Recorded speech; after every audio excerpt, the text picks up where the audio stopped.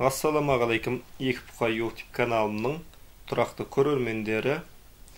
Бүгін Байбосын бауырымыздың бұқасынан қанша пайда алғаны туралы айтатын боламыз. Видеоны көрместен бұрын каналға жазылып, лайк басып, достарыңызбен бөлісуді ұмытпаңыздар. Ал енді 30 қаңтар күні алдыңғы түсірілген видеодағы бұқалар сойылды. Бұлар бұзау кезінде 160 мың теңгеден алынған. Қыстағы баққан жем шөбімен тағы жайылымға жазда жіберген, жайылымға шығарған. Сол кезде барлығы 210 мыңға тоқтаған. 210 мың ортақ бағасы болып келді. Одан оны бордақыда 5 ай ұстады. 5 ай ұстаған кезде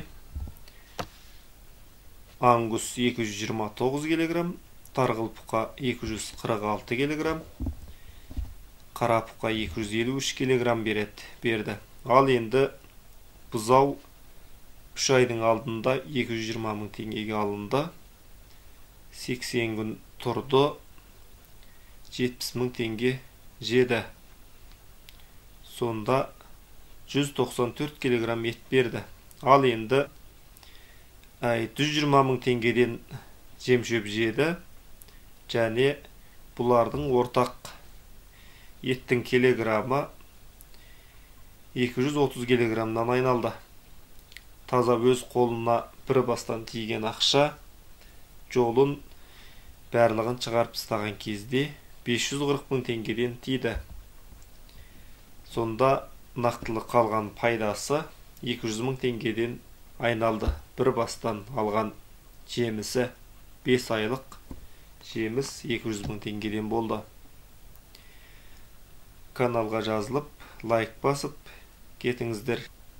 Видеоны көріп, және достарыңызбен бөлісіп, тәжірибе жинасаңыздар болады. Және қандай жем шөп беретіні туралы барлығы сол жерде айтылған.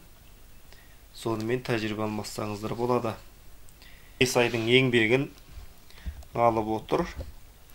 Бұл да жақсы бизнес.